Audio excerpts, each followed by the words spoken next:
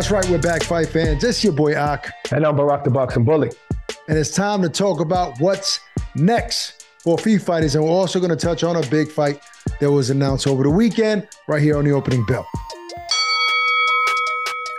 I'm going to set it off with Savannah Marshall. Good fight against Franchon Cruz, Barack. The girls battled. They battled it out. Savannah comes up with the victory. And I'm not thinking about no other opponent but Shadasia Green for this one. She actually put out a post on Instagram and said, "I'm next, Barack." Is that the fight you want to see over a rematch with Claressa Shields? Wow, that's a good question. I mean, I think about it like this. That is Shadasia's weight class, 168. She is the interim WBC champion.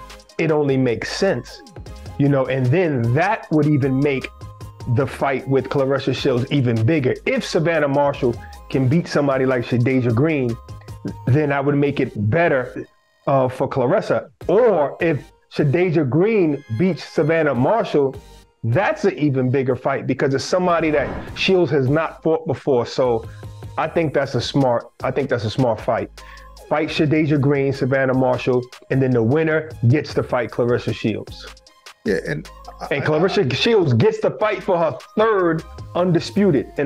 Well, I know she won it 3 times, but right. Third weight class. And not to mention, to your point, fighting a fighter that we haven't seen a fight yet. And right. A lot of people feel that it would be her biggest test. So we have to build up Shadasia a little bit, and her being undisputed would be more than enough. So yeah, I like that fight next for her. All right, let's shift gears to the heavyweight division. Barack, this is a guy that you and I have been high on for a while. I've been telling people this guy is the future. He had his biggest test against Charles Martin this past weekend. I'm talking about Jared Anderson, the real big baby in his hometown, Toledo, Ohio. Barack, we knew he would be tested. I didn't think he would be tested this much, but the 5th round answered a lot of questions in that Jared Anderson-Charles Martin fight because he got hit with big left hands. He didn't go down. He was stunned, but he hung in there and even fought back at times throughout that round. So is it safe to say he passed the test? Yeah, I mean, he answered questions, but it also raised a few more questions. We were probably thinking that he's too fast for these heavyweights, but if he's not 100% focused and on his A game every second of the round, he can get hit by with a shot like that. I think Charles Martin is, much slower than him. Probably shouldn't have caught him with that shot because he was just leaning straight back, So it does add more questions. But then again, yes, you're right. He took those shots. I'm gonna tell you this, Charles Martin is not the greatest heavyweight, but he's very, very powerful. And this new Charles Martin, I like him. I don't think he's the most coordinated. He's not graceful and skillful, but he's tough as hell. But he's a little awkward and tricky sometimes. I mean, that left hand comes out of 100%. It looks kind of sloppy. It looks crazy. Like, where's it coming from? Right. But he hits extremely hard. Jared never went down. His knees buckled a little bit. He was able to hold on, and not just hold on, he was fighting too. So it shows he got heart. It shows he got a chin. He came back the 6th round and jabbed the hell out of Charles Martin. Oh my Landed God. 14 jabs. Yes. Threw the most jabs he ever threw in his entire career. Yeah. So the kid's a warrior, and yeah, the questions were answered. He passed that test. And just to add to that, Barack, outside of that, I feel like he passed the test and he closed his show. Sometimes a young fighter that people are high on, that has a bright future, needs these type of fights to make some adjustments. That's it, minor adjustments. I think pulling back is something that he's been able to get away with less opposition because he's that athletic. But now we're gonna have to start working on moving to the side, turning, using your feet, not planting your feet in the same spot and just leaning back. Some of the commentators like Andre Ward pointed that out. He has the ability to do it all. But he's been comfortable because he's so much better than the guys that he's fighting. So now I think that's just raising awareness. And in addition to that, you have a hell of a jab. How about start using that to set up those mean combinations that he throws? So I think overall it's a great night for him. He had his hometown crowd heavy in the building there. I'm not going to take anything back, Barack. I still think this kid is the future in the heavyweight division, a very special young fighter. He faced a little adversity that he dealt with well. Yeah, he's definitely going to have to get on point because the competition only gets better from here on out. I mean, he was literally fighting somebody that only had one hand. Martin did not throw one right hook. You know what I'm saying? He barely threw jabs. They weren't really even good jabs. So he fought against one punch the whole night. Yeah. You know, so you're gonna fight better fighters, but we still see that he got skill. I don't even think that was the best of Jarrett. No, absolutely not. I don't even think that was the best of Jarrett. I think he's even better than that, and we're gonna see that moving forward. No doubt. But moving forward against who? I mean, did you hear this about Hrgovic fighting Usyk possibly the same night in Saudi Arabia that Deontay Wilder fights Joshua? Well, that's what I heard. I'm like, if that takes Hrgovic out of the picture, then who can Jared Anderson fight? I know that our girl Christina Poncha kind of was throwing at the Usyk thing because he fought a southpaw in a post-fight interview. She did a great job. Like, is that somebody? But Jared never says names, so he wouldn't throw no names out there, but we know he's willing to fight all of the top guys. Speaking of top guys, the face of boxing himself, Canelo Alvarez, puts out a post on Instagram and on his social media platforms and announces the fight over this past weekend. Barack, it's big news. A lot of people thought that he would be fighting Charlo, the middleweight. Turns out that it's Charlo, the undisputed 154-pounder, Barack. The one thing I want to just state right here, just to set the tone here, all right? For those out there that are saying, oh, he's fighting the smaller Charlo. Oh, he's making him go up 2 weight classes.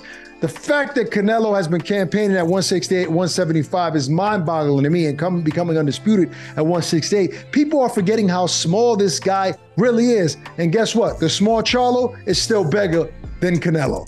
A lot bigger than him. And so let's please stop using that Canelo is trying to get small guys to come up to his weight class. That's not even really Canelo's weight class. Just putting that out there. Small guys can move up in weight and win. You know, Lomachenko showed us that, you know, so small guys can move up in weight and win. I think but I'm not even talking about that. I'm just talking about the size. Yeah, well, I'm sick of arguing that. I'm sick of explaining to people that Canelo's a very small guy. He's 5'8". I told you he's smaller than every 154-pounder except Brian Castano. So I'm sick of going through that. Like, who cares anymore? Charlo's a big kid. He's very, very skillful. He's undisputed. We got undisputed versus undisputed. Canelo, to me, I wouldn't even call Canelo a small 168-pounder. I would say he's not a 168-pounder. I say he's a small 160-pounder. Yeah, you see how bigger Daniel Jacobs was than him, fighting at 160 pounds? Yep. How bigger Triple G is than him, fighting at 160 pounds. You know, they say he's stocky. Yeah, he puts on muscle, but he's not somebody with big arms, because people were comparing him to Mike Tyson and all that. He's not somebody that has really, really broad shoulders, like a Jared Hurd, you know, and big arms like a Mike Tyson. Like, stop it. He's a little guy, you know, that's it. He puts on weight, just like anybody else at 5'8". So anybody who's 5'8", fighting in their normal weight class, which is probably 154, 147. 147, yeah. Right. I mean, Spence is just as wide as Canelo, but is Spence gonna go up to 168 and dominate? I don't know. You know what I'm saying? But he hasn't, you know, and if he does, that's greatness. And I think we should say the same thing for Canelo. And Spence is a couple of inches taller than Canelo. Yeah, that's right. And there's rumors that fight actually might happen, Spence and Canelo, but Spence has bigger fish to fry. And he's 147. Yeah. And Spence is not saying, oh my God, Canelo's too big. I remember one time they said, hey, I think it was Ellie Setback. He said, hey, Spence, would you like to fight David Benavidez one day? Spence said, hell no, David's too big. Hello? Exactly. Because Canelo doesn't belong in the 168 weight class. Yeah, people need to, I'm glad you pointed that out, because people need to really understand that perspective that, you know, this guy's campaigning for years at a weight class that most people wouldn't be in. So I like this. I like this fight. I think this is actually a great matchup. I think that Jermell Charlo is a phenomenal fight, obviously undisputed at 154. There's a reason why he jumped at this opportunity. There were rumors. I guess it's more than rumors, but Jermell Charlo has been going through some legal battle, personal issues, and he's been out the ring for a long time. His trainers didn't feel that he would be ready for this, but his brother jumped at the opportunity because they're confident. Derek James is confident in his fight of being able to face Canelo Alvarez. So I think the matchup is phenomenal, maybe even better than the other Charlo at this point in time. So I like this fight. I can't wait to be there on the 30th of September. This is a big one. Yeah, I mean, that's the thing that made me happy is that there's less excuses. I mean, yeah, you're going to always have he's in a lower weight class excuse, but then when you see them night of, you're going to see that they're both the same size, and maybe Charlo might be a little bit bigger, but at least he's not coming off a 2-year layoff.